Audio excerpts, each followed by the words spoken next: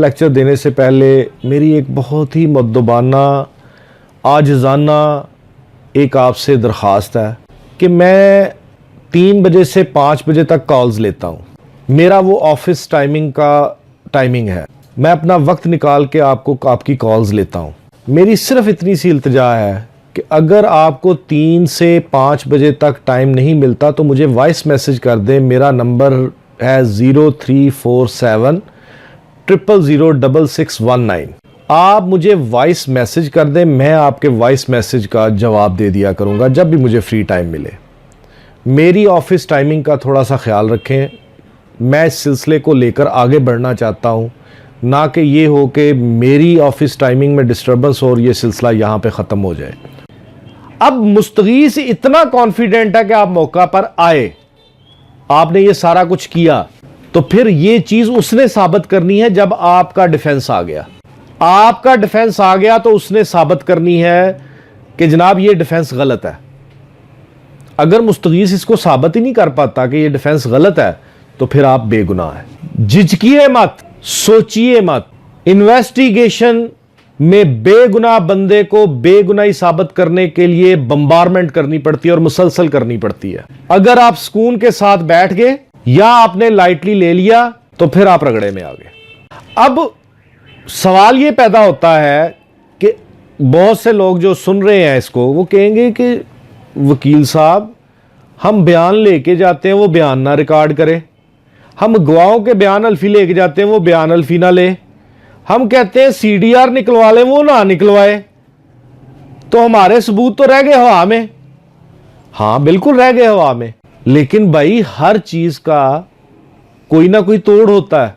अगर फरमा दिया गया कि इस दुनिया में कोई बीमारी ऐसी है ही नहीं कि जिसका रब ताला की जात ने इलाज ना पैदा किया हो, तो फिर कानून की दुनिया में कोई ऐसा फैक्ट जो कि आप कानूनी तौर पर करने के हकदार हो, कानून की दुनिया में उसका तदारक मौजूद है। अगर वो आपका हक तस्लीम नहीं किया जाता, आपका बयान नहीं लिखा जाता, आपके गवाहान के बयान नहीं लिखे जाते, आपके सीडीआर नहीं निकलवाई जाती, भाई आप अगर ये नहीं लगाई जाती तो आप अगर सर पीट के घर बैठ जाएंगे तो फिर तो आप गुनाहगार हो जाएंगे। उसके लिए आपने दरवाजा खटखटाना है अदालत का। Section 22A and 22B of CRPC, 22A 22A CRPC ज़ाब्ता फौजदारी सब सेक्शन 6C क्या कहती है?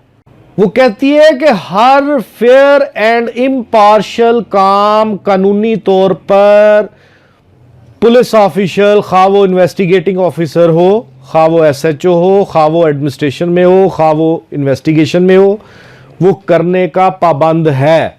कोई फेलियर उसके पार्ट पे नहीं होना चाहिए, कोई नेग्लिजेंट एक्ट उसके पार्ट पे नहीं होना चाहिए। अब आपका कानूनी हक है कि आपका बयान रिकॉर्ड हो, आपका कानूनी हक है कि आप अपने गवाहान का बयान रिकॉर्ड करवाएं, आपका कानूनी हक है कि आप CDR निकलवाएं, call data record.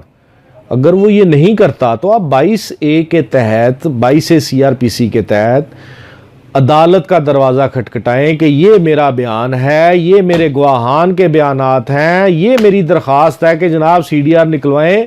IO ये सारे काम नहीं कर रहा, अदालत उसको बुला लेगी, वो कहेगी कि हाँ भी बताओ ये डॉक्यूमेंट तुम्हारी सफा मिसल पे मौजूद है। वो कहेगा जी ये आए नहीं, उसने अदालत ने कहना ये लो भी पकड़ो, आगे CDR निकलवाई जी इन्होंने कहा नहीं, अदालत ने कहना तुम्हारी जिम्मेदारी है, ये क्यों आए तुम्हारे पास CDR निकलवाने के लिए, तुम इन्वेस्टिगेशन किस चीज की कर रहे हो?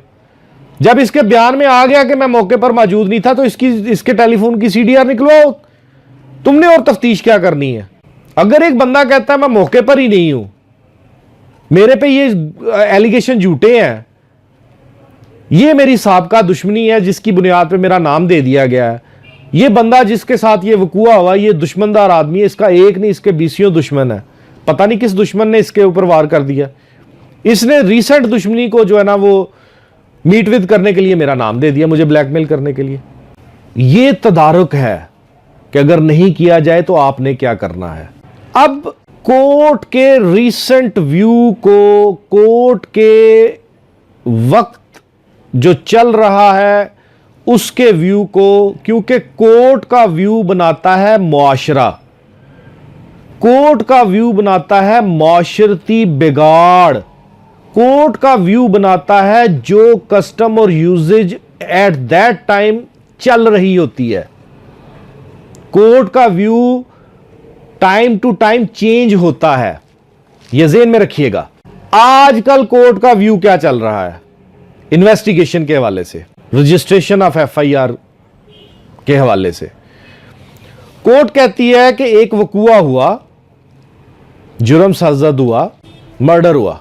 अब मुआशरती तौर पर यह बात हर एक आदमी को पता है कि 6 बजे शाम को कत्ल हुआ, एफआईआर दर्ज हो रही है 6:45 शाम को, प्रॉम्प्ट एफआईआर, और पोस्टमार्टम हो रहा है अगले दिन सुबह 10 बजे।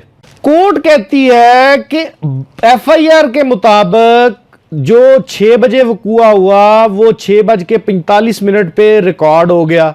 हस्पताल के पेपर कहते हैं कि 7 बजे डेड बॉडी उनको रिसीव हो गई शाम को, वकूए के 2 घंटे बाद या वकूए के 1 घंटे बाद। अब पोस्टमार्टम होता है अगले दिन 10 बजे।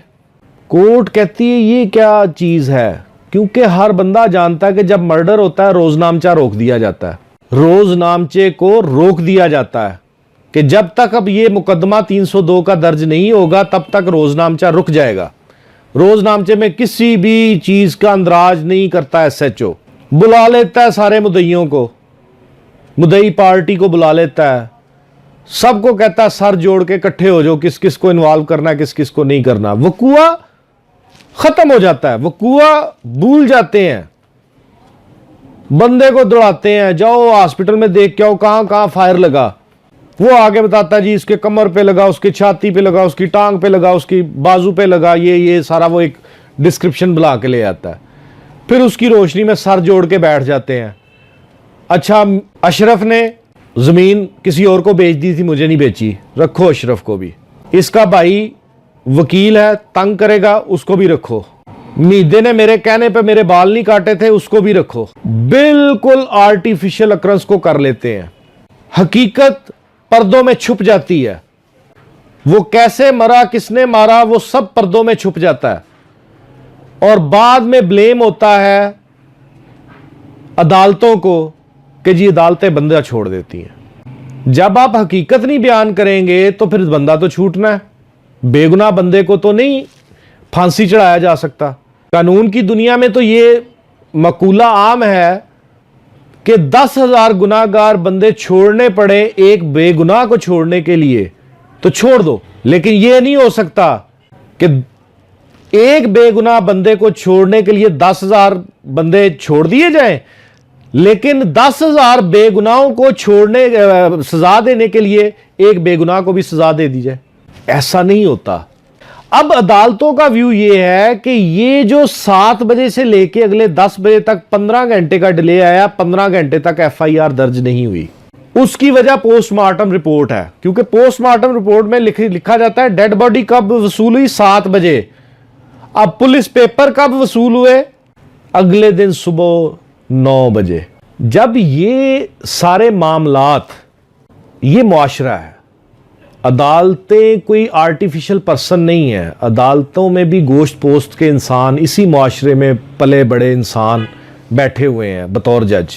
वो भी वकालत करके, केसेस करके फिर जज बनते हैं। उनको भी पता होता है कि मुआशरे में क्या चल रहा है। अब बड़ा क्रिटिसिज्म होता है, बड़ा क्रिटिसिज्म होता है कि जी इस टेक्निकल पॉइंट पे बंदे छोड़ दिए जाते हैं। भाई इस टेक्निकल पॉइंट पे आप मुझे एक बात बता दें कि जिस बिल्डिंग की बेस ही नहीं है, क्या नीव्स के बगैर कोई इमारत खड़ी हो सकती है?